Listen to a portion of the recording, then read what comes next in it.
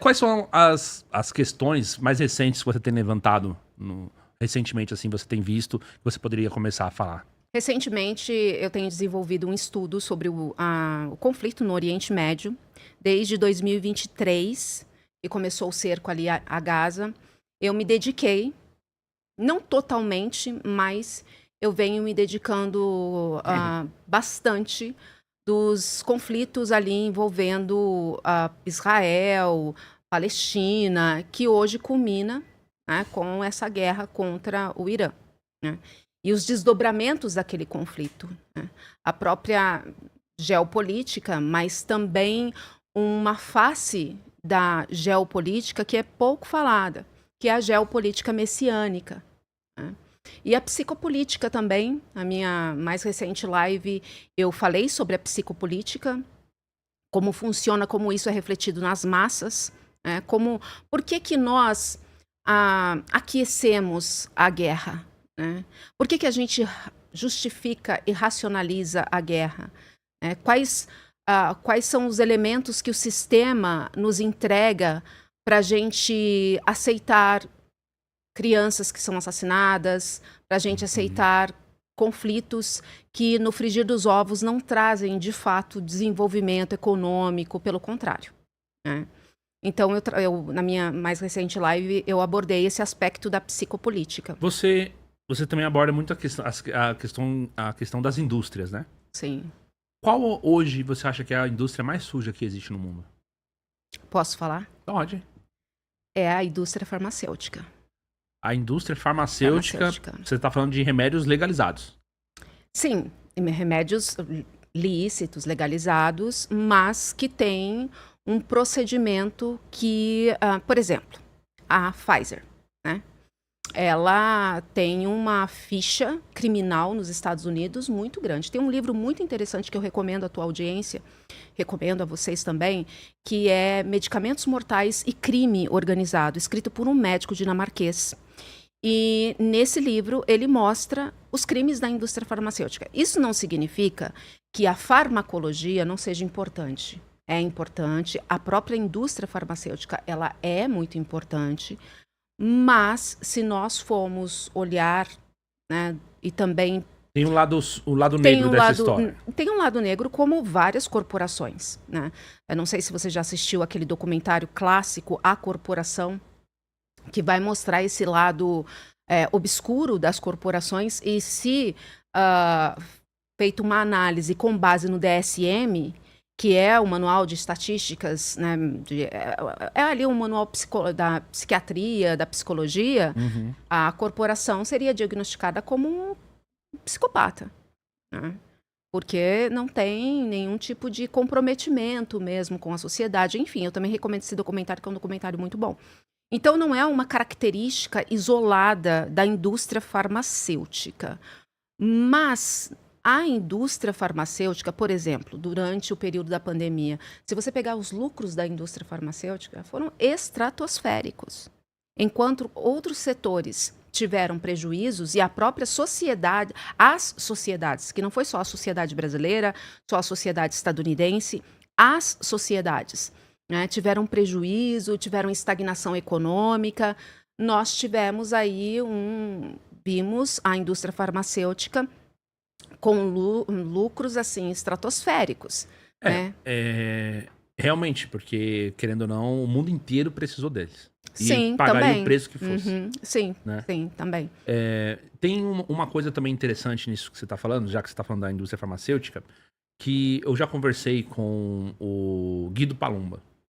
O Psiquiatra. psiquiatra, exatamente. O Guido, ele tem uma opinião de que também existem... As pessoas estão se automedicando. E as pessoas estão se automedicando errado. As pessoas estão indo atrás, até mesmo de especialistas. E, eu tenho um TDAH. Porque agora eu não consigo dormir, eu tenho ansiedade, me dá um remédio. Então as pessoas também estão recorrendo de uma forma meio cega para essas soluções. É a medicalização da vida. Tem um livro muito interessante que é Admirável Mundo Novo, do Aldous Huxley. E lá tinha uma droga chamada Soma, né? Que as pessoas faziam uso dessa droga para se sentirem felizes. Então era comum recorrer a essa droga para se sentir bem. E essa medicalização da vida, de alguma forma, nós estamos indo para esse cenário, né? De você ter um dilema. Eu sou estudante de psicologia. E a psicologia, assim como a própria filosofia também, ela olha muito para esses dilemas existenciais, né? É lógico que a psicologia, ela vai dialogar com a área da saúde, ela vai dialogar com a psiquiatria, mas a gente tem que considerar também, dentro da psicologia, os dilemas existenciais. E nós temos dilemas existenciais. A gente se angustia, a gente passa por lutos, a gente passa por rejeições ao longo da vida. Não dá para ser feliz o tempo todo, né? E a medicalização da vida vai transformar esses dilemas existenciais em patologia. É a patologização da vida, né? Então tem aí o Guido, o trabalho dele é importantíssimo, ele faz uma crítica muito pontual para essa medicalização da vida, e a própria medicina, a especialidade da psiquiatria, da qual ele pertence, que acaba sendo cúmplice disso, né? Mas a indústria farmacêutica está por trás, né? Eu quero deixar bem claro que eu não sou contra a indústria farmacêutica, que eu não sou contra o uso de medicação, pelo contrário, né? Mas quando você tem uma banalização que reverte lucros para a indústria farmacêutica, porque o que acontece? Tem todo um cenário por trás ali, uma ligação entre a indústria farmacêutica e a própria medicina, ao longo da história. A medicina alopática, ela foi construída pelos Rockefeller e pelos Carnegie, né? A medicina alopática, depois daquela reforma nas universidades de medicina, no começo do século, com o relatório Flexner, tudo financiado pelos Rockefeller, ela cresceu junto com interesses do setor privado, mais propriamente dos Rockefeller, né? Trouxe benefícios? Evidentemente, muitos benefícios, mas também tem esse lado, essa sombra, né? Esse lado obscuro da indústria farmacêutica e da própria medicina.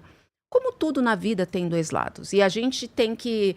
E aqui eu vou abrir um parênteses para a gente poder falar do perigo que é esse projeto de lei do Cajuru.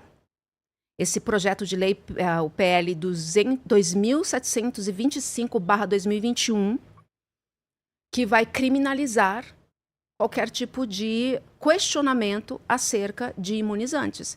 E isso não é... Eu sou estudante de psicologia, né? Que é uma área da saúde, que atua na área da saúde. Mas não é um problema para mim, é um problema para médicos, problema para cientistas, né? Problema para cientistas, para quem produz ciência. A ciência, ela é produzida através de questionamentos, né? Um consenso momentâneo não pode ser uma verdade absoluta. E a própria medicina é o palco das verdades transitórias. E quando você tem uma lei que vai censurar qualquer tipo de questionamento, que vai mudar o Código Penal, é pesado, gente. Vai mudar o Código Penal. E aqueles que se enquadrarem dentro da lei, né, uma crítica que for feita, um questionamento que for feito... a gente tá com isso aí na tela, deixa eu ler pra vocês, tá? Que o pessoal não tá conhecendo, de repente, esse projeto de lei. Projeto de lei 2745 de 2021. 21. Senador Jorge Cajuru, Podemos, Goiânia. Goiás, né? Do estado. Assunto jurídico, direito penal e penitenciário, tudo mais. Beleza, emenda. Altera o decreto de lei 7 de dezembro de 1940, Código Penal, para tipificar a conduta de divulgar ou propagar por qualquer meio ou forma informações falsas sobre as vacinas. Então, agora, se você, como você falou, divulgar informações falsas, mas se você somente questionar, isso já é o suficiente para tornar isso crime, né? E tem muitos médicos que são contra essa lei, porque o Zeballos é um deles. Porque, veja bem, a vacina, comumente conhecida como vacina, é medicamento imunobiológico. E qualquer medicamento, ele tem efeitos colaterais. A gente tem que discutir essa questão com médicos, com infectologistas, com imunologistas, de uma forma adulta, séria, sem subestimar o próprio povo brasileiro, que vai receber uma informação de um efeito colateral ou de uma problemática envolvendo esses imunizantes e vai deixar de vacinar seus filhos. Peraí, o povo não é tão infantil assim, né? Ao invés de censurar, poderiam abrir um canal de comunicação, de informação. Ó, tem aí, ó. Resultado apurado é hoje, dia 25/5 de 2026, 16.946 votos não concordam com a proposta dessa PL. 6.870 sim.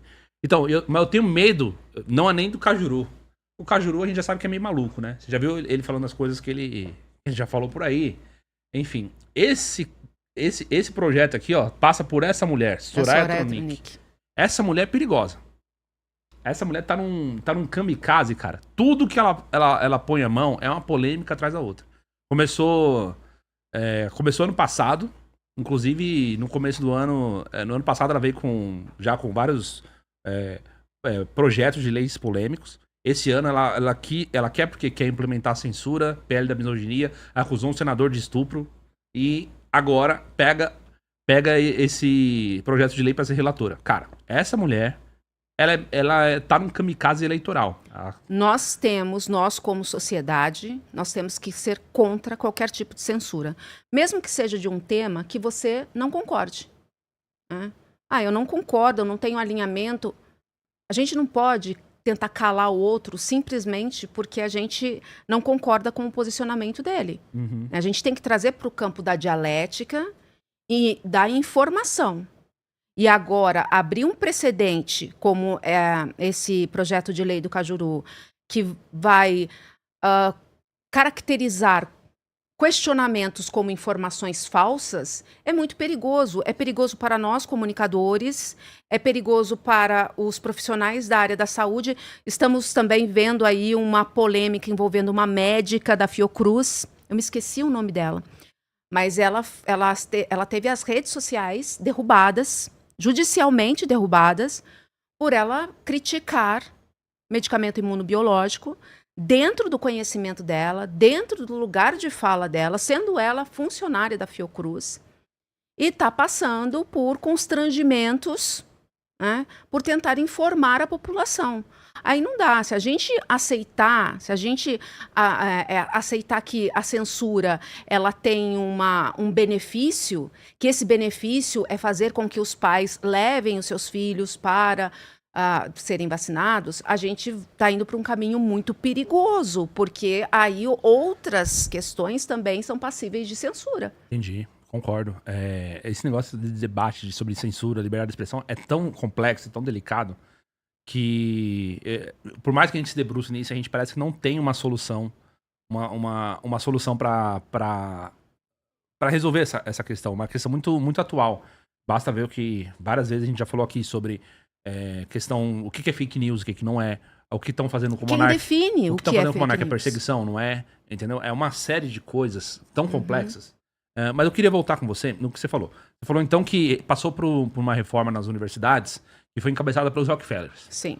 E os O que exatamente os Rockefellers eles estão colocando a mão, né? E o que eles estão por trás? Quem que realmente é, digamos assim, essa família, esse núcleo Rockefeller? A gente sabe que eles estão por trás do petróleo, Sim. certo? Eles estão por trás do ramo imobiliário. E aí você falou agora da indústria farmacêutica. Conta pra gente aí mais sobre esse núcleo. Antes do relatório Flexner, que foi financiado pelos Rockefeller, existia ali as faculdades de medicina, elas não estavam tão regularizadas assim, regulamentadas assim, né? Então teve um lado interessante, bom, benéfico, que foi regulamentar as universidades de medicina, né? Reduzir o número dessas universidades, mas teve também o efeito, o lado ruim, que foi o domínio dos Rockefeller da medicina alopática e dos Estados Unidos, porque a medicina alopática ela nasce do método estadunidense. Fundação Rockefeller, eu acho que vocês já ouviram falar da Fundação Rockefeller. Ela nasceu em 1913. Ela nasceu num ambiente de 3 fundações internacionalistas, 3 grandes fundações internacionalistas. Era a Fundação Rockefeller, a Fundação Carnegie e a Fundação Ford. A Fundação Rockefeller, mais especificamente, ela tinha um alvo a área sanitária, né? A combate e erradicação de doenças, mas essas incursões internacionais dentro dos Estados Unidos e fora dos Estados Unidos também, também esteve alinhado com o próprio expansionismo imperialista dos Estados Unidos. Quem fala isso não é a Cibele Laura. Tem um historiador que escreveu um livro a respeito da Fundação Rockefeller e a saúde, Steve Ballmer. Esse livro é muito bom, ele é um historiador, ele fez um trabalho assim muito minucioso, muito rico. É Gênese da Saúde Global, né? Que é essas incursões da Fundação Rockefeller na América Latina. E lá ele destaca que a Fundação Rockefeller ela foi muito importante para o expansionismo imperialista, né? E tudo bem, teve ali combate de doenças, começou pelo combate à ancilostomise, que era um verme que causava uma letargia, né, uma pusilanimidade nas pessoas, só que foi muito controverso também. Tem até um artigo muito interessante que é Animal de Laboratório, porque a Fundação Rockefeller utilizou o óleo de quenopódio, ou xenopódio, que era tóxico, né? Então você tem um lado bom e um lado ruim de tudo. Mas nesse sentido, a Fundação Rockefeller, com as suas incursões, levando o método estadunidense da escola alemã de medicina, foi substituindo também a medicina local. No Brasil, teve muito embate, inclusive, porque a Fundação Rockefeller, quando chegou aqui no Brasil, o Brasil já tinha um trabalho bem avançado na medicina, sabe? Nós tínhamos as nossas referências, o próprio Oswaldo Cruz, né? Nós tínhamos as nossas referências aqui. E a Fundação Rockefeller chegou aqui, dominou aquilo que já estava, as pesquisas, a infraestrutura que já existia, e acabou dominando e ditando para onde a saúde no Brasil, a questão sanitária no Brasil Sim. deveria ir, né? E, nesse sentido, a Fundação Rockefeller, atuando em vários países, levando o método estadunidense, levou consigo também a farmacologia, né? A própria indústria farmacêutica. Sim, além da indústria farmacêutica, eles atuaram fortemente na indústria do petróleo, por exemplo. Sim. Então, a indústria do petróleo, A indústria energia do petróleo como um todo. é o setor principal da família Rockefeller. Eles conseguiram dinheiro através do petróleo.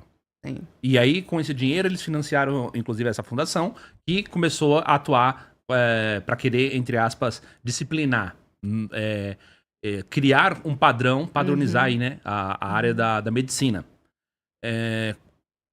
Dentro da área da medicina, eles têm alguma empresa que lucra com isso também? Alguma indústria? Olha, pertence a essa empresa? O Rockefeller chegou a usar petróleo, né, para produzir medicação. Medicação com petróleo? Medicação com petróleo. O caso... Lá no começo, né? Não agora. Então, o caso mais assim, assustador dentro desse conceito da indústria farmacêutica pertence também aos Rockefellers ou não? Não, porque daí você tem as ramificações, as outras empresas, né?